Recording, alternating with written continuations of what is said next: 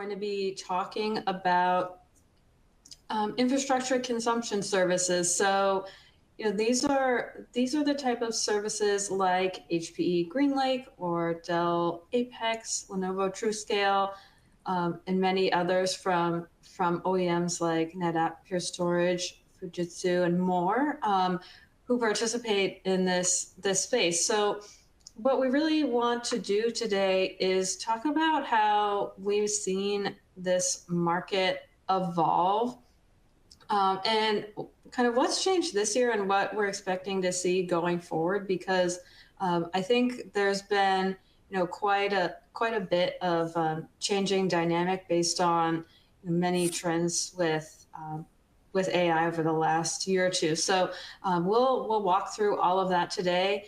Again, I'm Angela Lambert. I'm a principal analyst here at TBR, focused on IT infrastructure, and I'm joined by my colleague Ben Carbonneau, a senior analyst that's also focused on IT infrastructure. So we'll walk you through some of our takeaways for today. And with that, I'm going to hand it over to Ben to get things started. Great, thanks, Angela.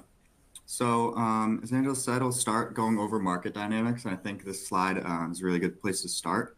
So when infrastructure OEMs first started building out their consumption services offerings, their intentions were largely geared toward providing a public cloud-like experience for organizations' on-premise environments, with a specific focus on offering infrastructure hardware on a pay-as-you-go basis. However, as the consumption services market has matured, customers' demands and preferences have been better fleshed out and understood by infrastructure OEMs, and we're seeing some of these infrastructure OEMs pivot their portfolio focus away from that kind of purely pay-as-you-go hardware to also include more support services and kind of more importantly, the infrastructure-related SaaS offerings, which include things like data backup as a service, disaster recovery as a service, and IT operations management platform kind of capability enhancements.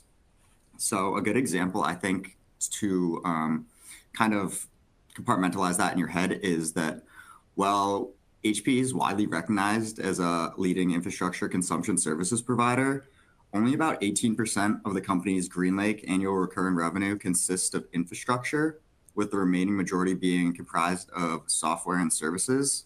Additionally, I think another supporting instance here would be Pure Storage has reported double-digit growth in Evergreen, which is the company's storage as a service platform.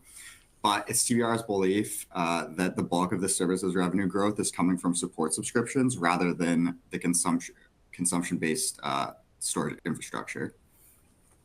I think further, as the consumption services offerings adapt to customer demand and preferences, we've increasingly seen infrastructure OEMs offer more flexibility in their consumption services offerings, which has allowed more customers more choice when it comes to selecting elements of their specific consumption services solutions. And really, this has to do with the wide variety of managed services offerings that are available in the market, and also contrasts to those first infrastructure consumption services offerings brought to market by infrastructure OEMs, which were a lot more prescriptive in nature and bundled in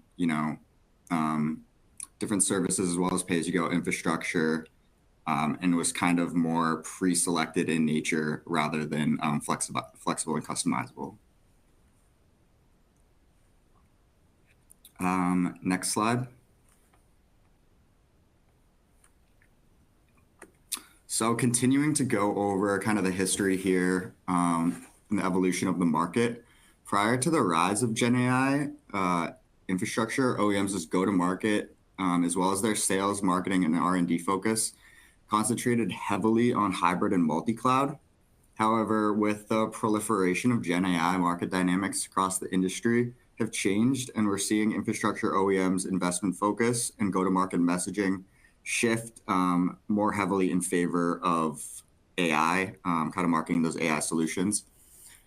In 2022 and 2023, infrastructure vendors as a service portfolios built on the success of the previously introduced storage as a service offerings, which are among the most popular infrastructure consumption services available, with storage vendors increasing their partnerships with companies like Microsoft Azure, AWS, VMware, and Red Hat to develop new hybrid cloud offerings as well as integrations.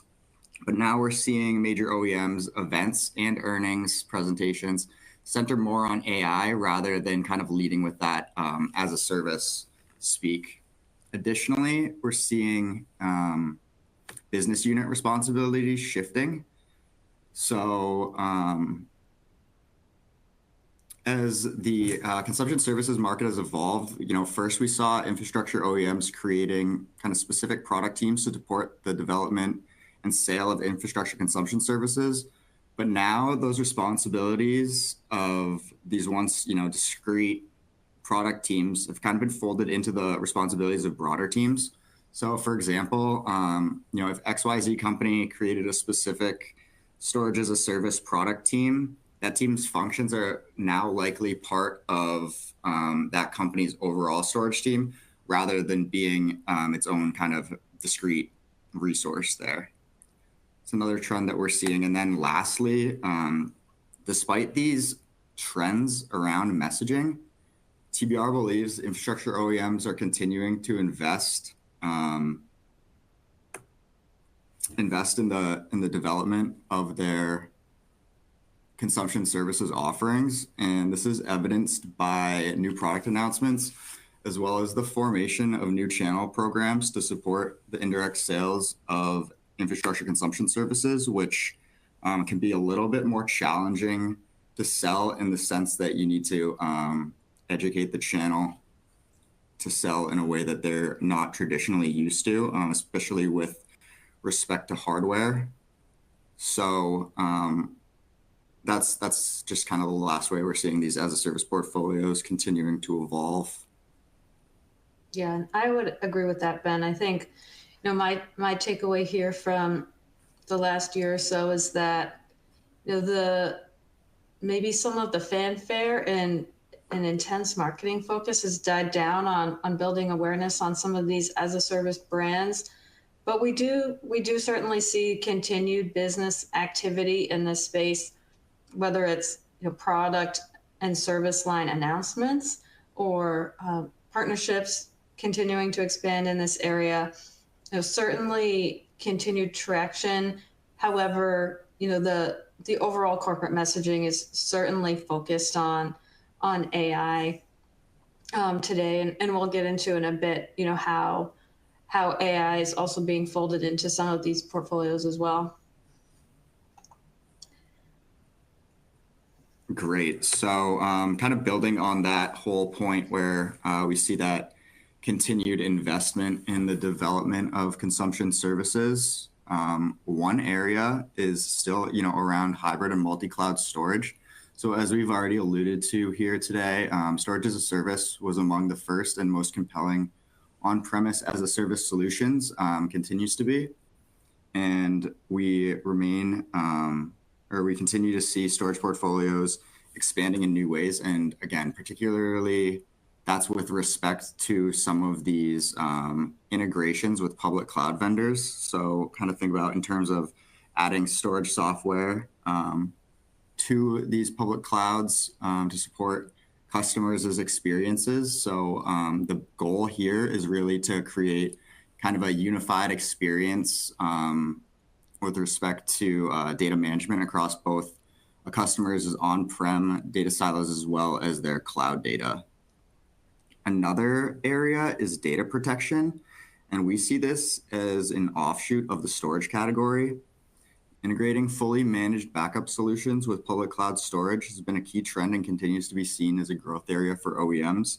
And OEMs are also partnering here with popular backup vendors. A good example of this, I think, is recently we saw Lenovo TrueScale and Veeam announce a partnership for backup as a service. I think that was sometime in the second quarter of the year. Lastly here, we're seeing infrastructure OEMs invest in deeper integrations with their ecosystem partners, kind of building off what we've mentioned earlier. And this isn't just about validating a joint solution, but it's also about providing an interface for managing the whole entire cloud environment. So we're seeing for example, Dell doing this with its Apex Navigator platform, which has both integrations for partners such as Red Hat and Microsoft Azure. I think HPE is taking a little bit different path there, where instead of kind of building those integrations with major partners, they have a more kind of a broader path, a broader strategy, and they're building their consumption services through acquisition. That's something that we've seen with their acquisition of OpsRamp, as well as their recent acquisition of Morpheus. And again, that's kind of another way that HPE differs from Dell in that respect is with HPE really targeting more of that IT ops management kind of value proposition than just those hardware integrations, with more of a focus on the IT environment as a whole.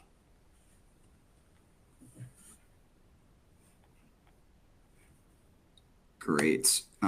So here we're seeing OEMs put their own spin on consumption-based AI services.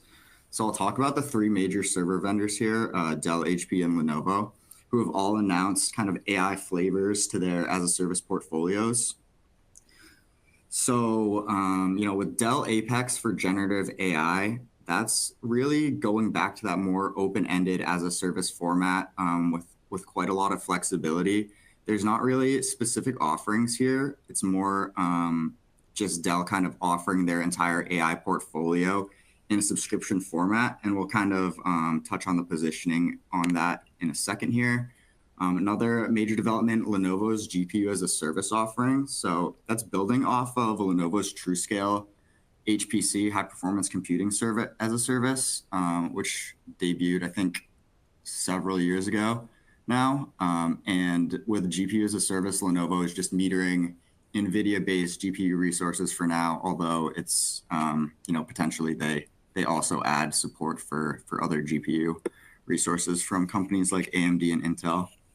And then lastly, with respect to HPE, with GreenLake Private Cloud AI, we're seeing HPE take, again, a little bit different approach than the other two here, offering more turnkey solutions based on NVIDIA technology, kind of leveraging more t-shirt sizing here, where they have these kind of different configurations, different solutions for different size workloads and organizations, with more of an emphasis on the day-to-day configuration and management of AI workloads versus that upfront deployment and configuration kind of proposition that we see more with especially with, I think, Lenovo GPU as a service. Moving on to positioning, with respect to Dell Apex for generative AI being really broad, is perhaps reflective of the fact that we've seen Dell primarily serving really large cloud providers since the launch of their XE9680, which is or has been their flagship AI server. However, last week during the company's earnings call, they noted that they have over 2,000 enterprise customers who have also purchased the platform.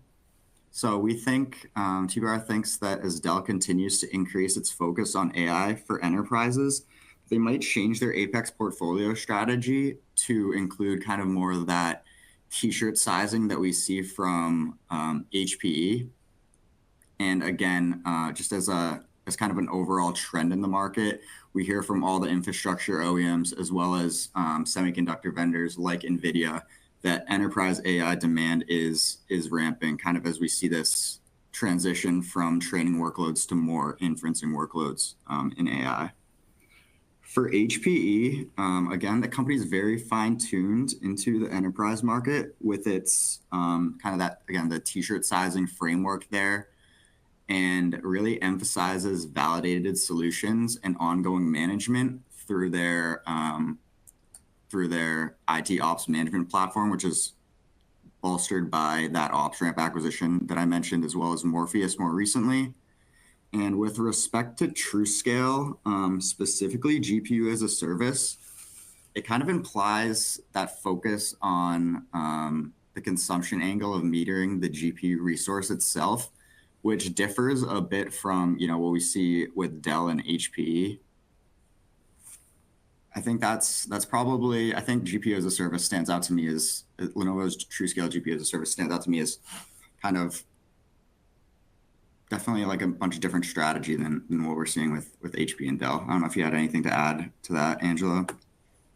Absolutely. So I think even when I think about Lenovo in this space, right? So as you mentioned, Ben, the GPU metering kind of, it implies more of a tactical focus. And I think it ties in well to the use cases, right? So we have seen, through Lenovo's tech world recently that, they have successfully launched this TrueScale GPU as a service among the higher education space and with a consortium of multiple universities.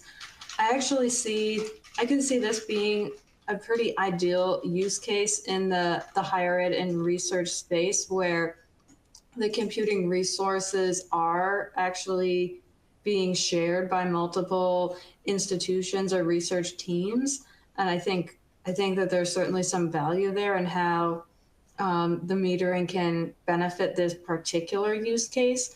I think what remains to be seen on use cases and in these AI offerings is, what type of uptake we'll see with general enterprise, right? So does the general enterprise see a value in the metering? Are they going to be looking more towards an approach like HPE's, which has an adoption framework as well as much more emphasis on ongoing managed services, or not? And then, similarly, in terms of the cloud service provider use case, not sure if they're going to be, the primary target here, as we've seen with Dell. I think, they're currently very focused on getting as much AI compute capacity as possible, and less so on the associated services surrounding that, for the ongoing management piece at least.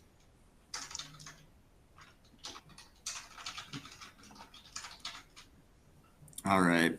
So kind of now moving on to sustainability here. Seeing that sustainability features are closely tied to operational efficiency. And really what we mean by that is, I think similar to what you see in not just the as a service market around sustainability is that, sustainability is definitely a goal, but really demand for kind of sustainability offering sustainability features is really, heightened around offerings that are going to, maximize investment, maximize like ROI, or improve operational efficiency or save costs.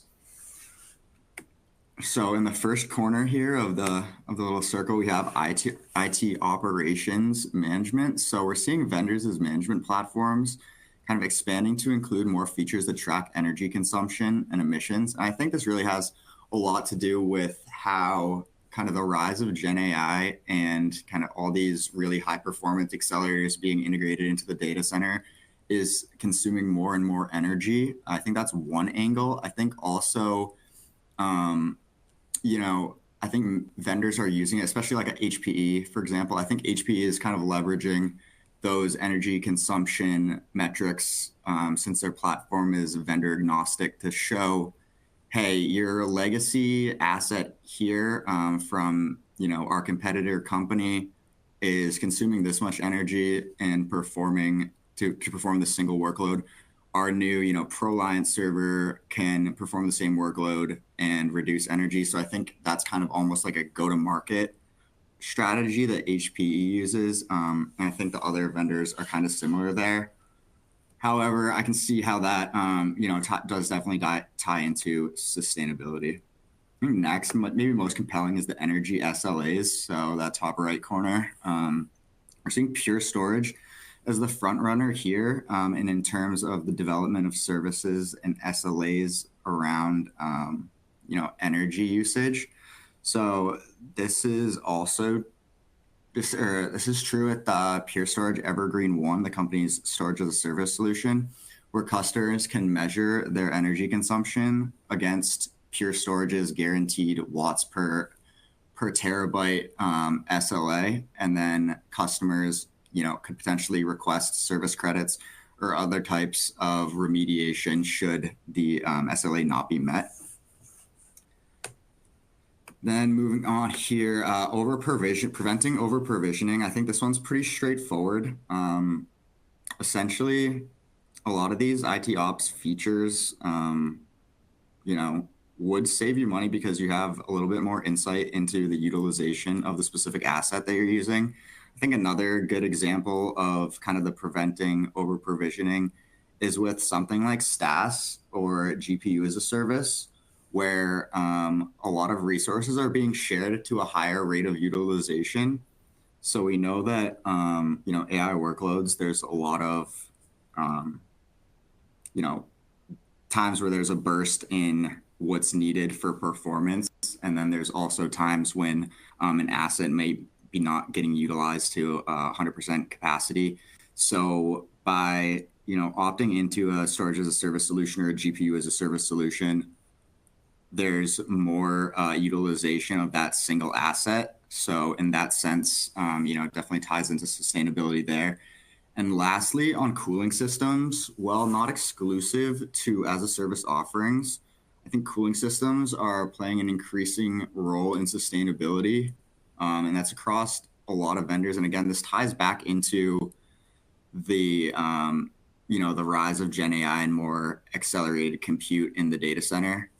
Obviously, these high performance chips are using a ton of energy, creating a lot of heat. So by liquid cooling some of these systems, particularly for high performance computing and AI use cases, we're seeing not only performance increase kind of marginally, but also like a more significant increase in energy savings. I would agree, especially on the cooling systems. I think this now more than ever is also probably the area we will see more and more differentiation from an engineering standpoint.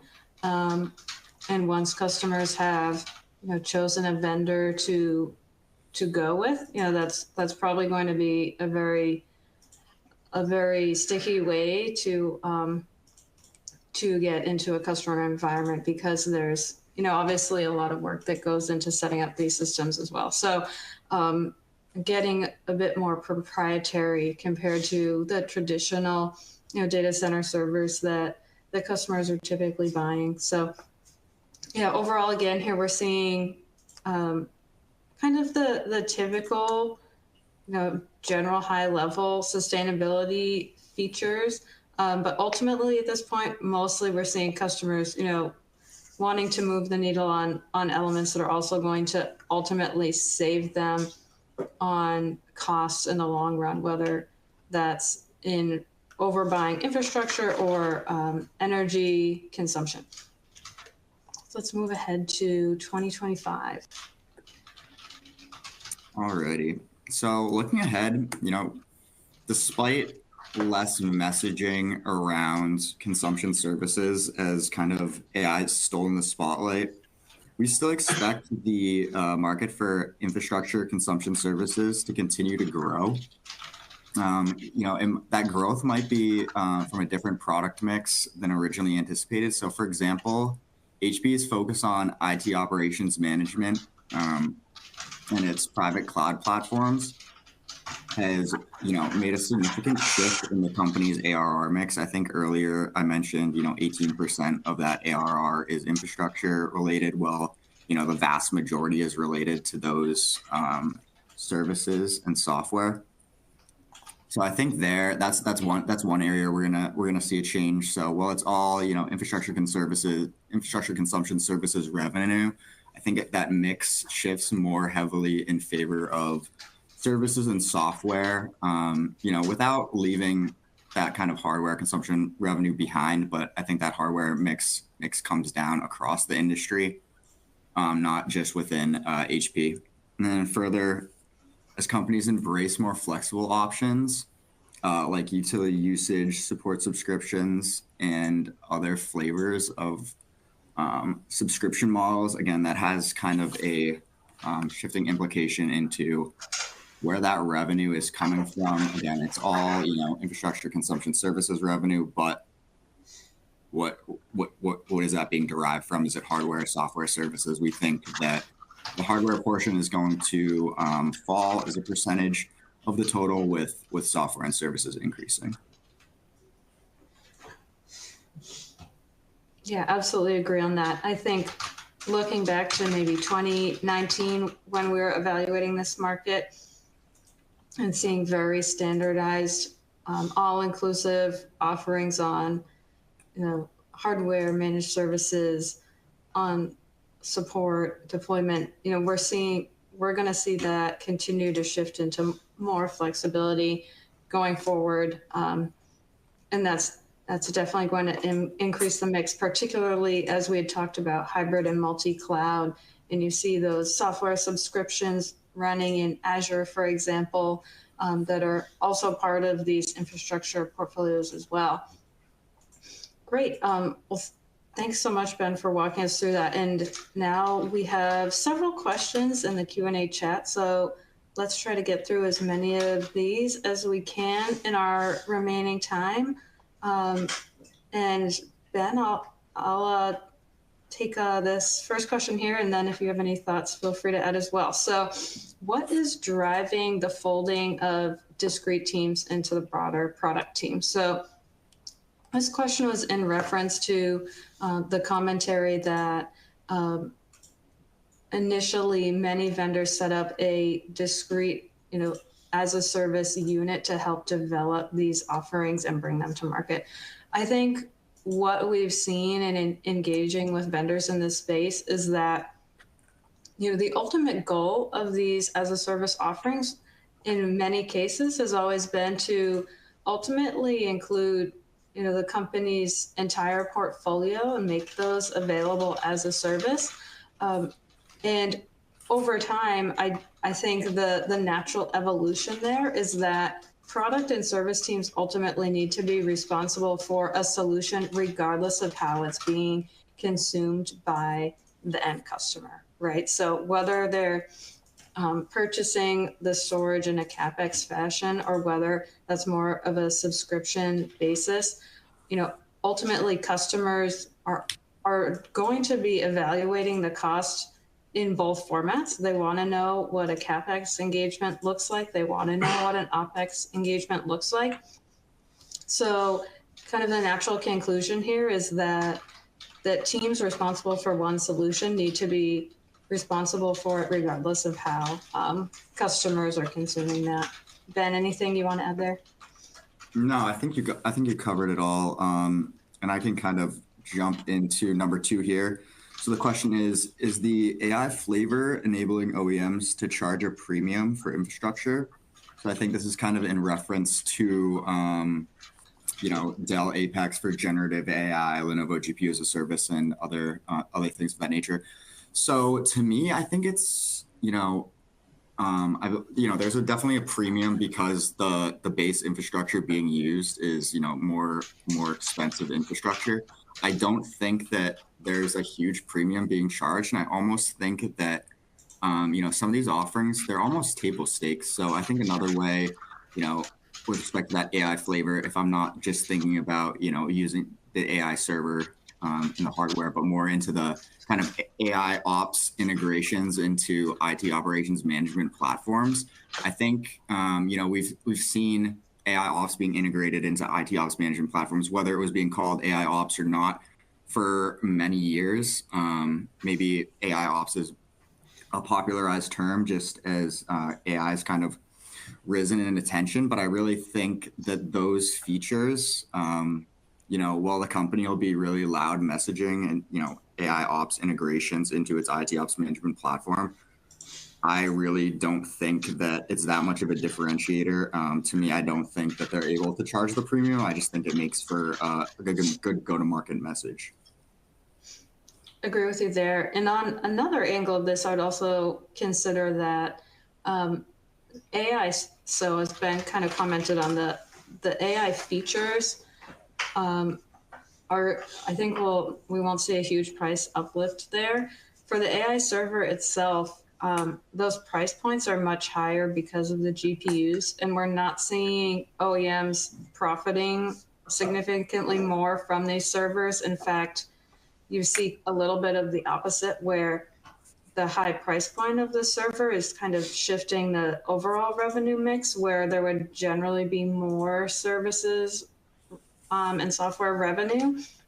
So if anything, there's a little bit of a profitability challenge today on the AI server side. So moving to our next question, we mentioned that vendors are acquiring management tools. Do customers appreciate the integrated approach from OEMs, or do they expect to have optionality in vendor agnostic management plane for their overall environment? So this is a tough one to answer, and it's hard to not just say it depends.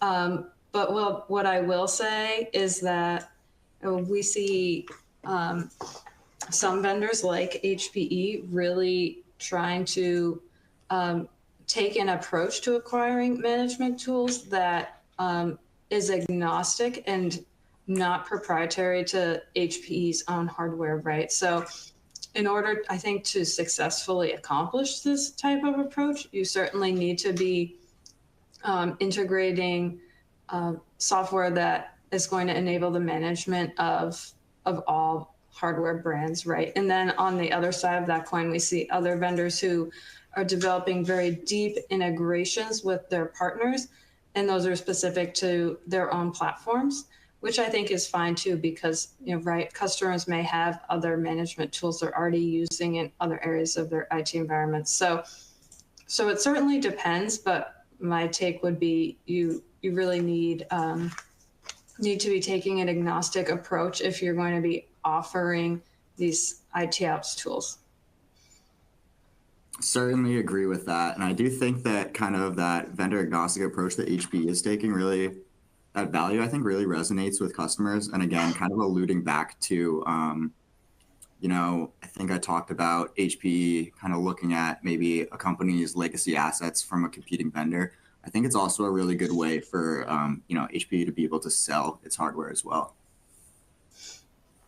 Okay, and the last question here, I'll touch on quickly. So is the customer buying cooling systems from the infrastructure vendors, or is the data center facility doing this? So I think it's just an important distinction to keep in mind that with these types of as a service offerings, they can be deployed in a co-location environment, or they can be deployed in the customer's own facilities. So that's really going to depend. And I think when it comes to the cooling systems, our commentary around, why there may be, upcoming differentiation that could lock in customers is the fact that these cooling systems can be based on different methodologies, right? Whether it's warm water cooling like Lenovo, pre-chilled water, which is going to require, different infrastructure, or cooling systems that don't use water at all, right? So there's some degree of decision making on the customer standpoint, which direction they're going to move in, particularly if it's in their own environment. But yes, in other cases, they certainly may be putting these in facilities that are managed by a co-location provider, for example.